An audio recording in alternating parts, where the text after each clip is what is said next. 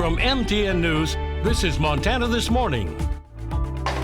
Doing everything we can to move through this. Bringing back fresh water. What's being done for two communities after going years without? To transcend our goal is absolutely incredible. Coming together for Anaconda, how much Billings businesses raised to help out a community recovering from violence. I'm grateful that we were able to do that and make a difference for kids that will follow in Emily's footsteps. And crossing the stage, how a young woman's path to graduation is inspiring her mother, and more 2 years later. Those stories and much more coming up in the next hour. Good morning and welcome back to Montana This Morning on this Wednesday, August 27th. I'm Hailey Monaco here with Miller Robson. Good morning, Miller. And good morning, Haley. Happy hump day, everybody. We made it. Final days of August, Labor Day Crazy. weekend just around the corner. And I've had some questions. Is Labor Day shaping up to be pretty nice? Yeah, it looks like it's going to be pretty good. But before we get there, we do have some moisture to talk about. Now, let's take a step back in time. Yesterday turned out to be a great day. A little warmer than we anticipated. Our high of 88, so about 5 degrees above the norm. Our low of 55 right on target. Top gust yesterday of 23 miles an hour. Dry day yesterday, so we got a bit of a hole for the month, but we have a chance tomorrow, Friday, into Saturday morning to wipe that out and get on the plus side for the month with this monsoonal moisture that's coming up from the southwest. You can see it right now. We already have some rain down around West Yellowstone. Gardner seeing some rain. Cody, Red Lodge, you have a chance to see some showers this morning. We're going to have to wait till late this afternoon into this evening for that rain to start to make its way in here to the Magic City. We'll tell you more about that coming up. Let's talk temperatures quickly. We've got 52 in Glendive, 55 in Miles City, 57 in Forsyth and Broadus, 58 in Hardin, 59 in Red Lodge, 65 currently in Livingston, 61 in White Sulphur Springs, 63. You can see a little bit of rain down there around Cody. We've got 63, 56 in Sheridan. Here in Billings, not a bad start, but we got a lot of cloud cover today. 61 at the airport, humidity at 44%, dew points at 39 degrees, winds out the northeast at about 7 miles an hour. Cloud cover today. By lunchtime, we'll be in the mid to upper 70s. By the time we head home, into the mid 80s. You can see 70s and 80s, maybe even near 90 for some areas, but we do have a cool down coming along with that rain. Tell you all about this with forecasts coming up. Some much needed moisture. We always could use the moisture. Yes. Right. Thank you, Miller. Okay. And we begin with continuing coverage out of Lewis and Clark County this morning. A Life Flight helicopter crew survived a crash while landing to pick up a patient in Lincoln. What you are about to see all took place Tuesday morning. That's home video capturing the moment a Life Flight helicopter crashed overnight in downtown Lincoln while trying to land in a parking lot just off of Main Street. It was a chilling moment as MTN's Evan Charney reports the situation could have ended much differently. That's right. Everyone walked away from the crash relatively uninjured. And while we still have a lot of questions about how and why the chopper went down, we do know a little bit of information. It was a Life Flight coming from Missoula. There were 3 people on board, and none of them were patients. When the helicopter crashed, it was in the process of landing to pick up a patient. It's literally like in the movies where it's like slow motion, things flying past you. That was what it was like.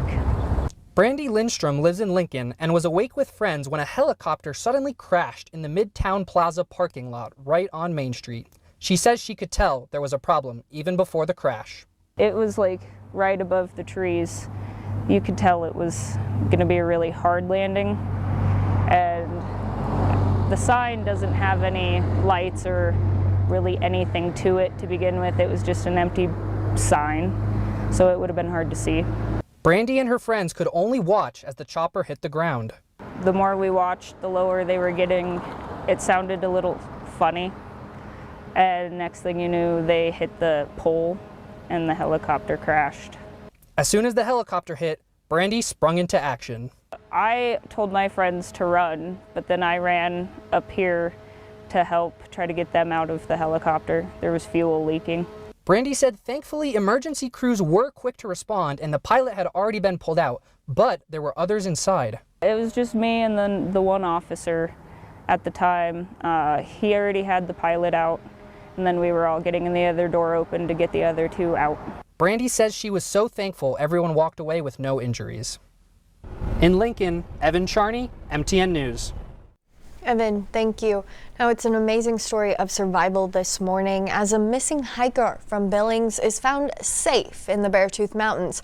This comes after a massive search effort over the weekend. The 73-year-old man was reported missing Saturday evening. He was finally spotted late Monday night by an Air Force helicopter using thermal imaging about 7 miles from his last known location on the Beartooth Plateau. On Tuesday morning, a doctor was lowered in to help, and the Montana National Guard airlifted him to safety. The Stillwater County Sheriff says the man is in good overall condition. New on Montana this morning, fire crews in both Rosebud and Carbon County are keeping an eye on a large fire near Colstrip. Take a look. The Rosebud County Sheriff says the fire is 3 to 4 miles east of Colstrip, while Custer County firefighters say the smoke can be seen from as far away as Miles City. Right now, deputies say the Rosebud County Fire Department, DNRC, mine employees, and local ranchers are all working together to fight this fire, focusing on containment. They say the fire itself is slow moving. Castle Rock Lake and Surge Pond are shut down for now as helicopters are dipping water out of the lake. Deputies are asking you to stay clear of that area. It's something that most of us take for granted. Clean, safe water right out of the tap. But that certainly hasn't been the case for residents of Warden and Ballantyne, who have had to deal with years of water woes. As our David J. tells us this morning, there is a solution in the works. Crews put down new water main pipe for the Warden, Ballantyne, Yellowstone County Water and Sewer District. The water main, transmission main between Ballantyne and Warden, they share a water system. And it's old, dilapidated. Some of it's back in the 1950s when it was first installed. It's been a long process dealing with water rights and meeting environmental regulations to bring fresh water to the area. The nearly $11 million project started a few years ago with digging new wells at 40 feet below the surface to replace the old wells dug at 5 feet down. We're contaminated with the surface water. Now we're taking it down below and encasing it down below that surface water, and that which will give us good water. Mark Larson, board member and secretary treasurer for the district, says nitrates in the water are common because of fertilizer in farming areas, a problem that has forced the district to provide bottled water since 2019 because of health concerns with drinking the tap water. You can wash clothes, brush your teeth, take a bath, you can flush the toilets. I mean, you can do all of that. The only thing you can't do is consume it. Those living in Warden and Ballantyne have had to find fresh drinking water now for several years.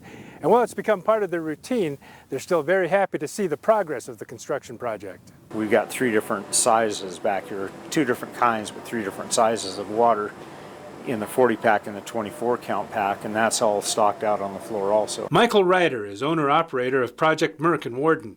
He sells water and also hauls pellets of water down the block so the district can give it to residents. It's been a challenge for everybody, I think, but you say it's going to be nice when all the lines are laid and you can actually walk in and turn on that faucet and be able to drink it. We've always drank, water from here, and stuff like that, so it hasn't affected us too much. We're just happy that it's coming back soon. A firm will soon be chosen for the next phase, and it's expected everyone will have water by June of 2026. It should be a little sooner, but the complete project will be hopefully done in June. In Warden, David J., MTN News. David, thank you. Now, Billings residents could get relief from toxic chemical vapors creeping into their homes. The EPA is stepping in with a plan to install mitigation systems that block a chemical linked to cancer from decades-old dry cleaning sites. As our Charlie Kleps reports, hundreds of homes and businesses in the Billings downtown core could benefit. Residents still remember the early days. When they were digging and whatnot, looking for bad groundwater. 20 years ago, when it was discovered that a longtime laundromat on Central Avenue caused groundwater pollution in much of downtown Billings. I know they have warned people about it. Jerry Jeffries was living here on Cook Avenue at that time and remembers it vividly, though he says his concerns never rose. That's something, like I said, I don't have to worry about it because I use the city water. But that wasn't the case for everyone. We are concerned with 3 different types of contaminated media. Layla Londeros with the EPA says their organization was looking at it from the beginning and will continue to study the 1,000 acres affected still today. The contamination of concern, primary contamination of concern, is PCE, which is a chemical solvent primarily used in historical dry cleaning operations. Landeros says there are significant health risks that can come from exposure, which is why the EPA has spent the last 20 years checking the groundwater, soil, and now are moving on to the air. This summer, we have released the proposed plan to address vapor intrusion in the Billings area. The EPA says this is the area that could be affected, stretching from 1st Avenue North down to Industrial Avenue.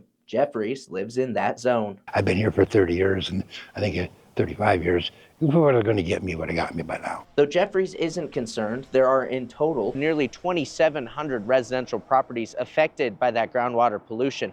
It's an issue the EPA is working to solve, which is why they're having a public meeting at the Billings Public Library on Wednesday night. At this meeting, we will go through all of the proposed plan details, collect public comment, and answer any questions. Landeros says the goal of the meeting is also to spread the word about these mitigation devices, which the EPA is suggesting residents in this area install in their homes. That fan will eventually pull up the vapors, pull them through the PVC pipe, filter them through a carbon filter, and emit them into the atmosphere. The EPA is hoping for a packed crowd Wednesday night. Even residents that aren't worried, like Jeffries, plan to attend. I would just kind of like to see what kind of actions they're taking. In Billings, Charlie Kleps, MTN News.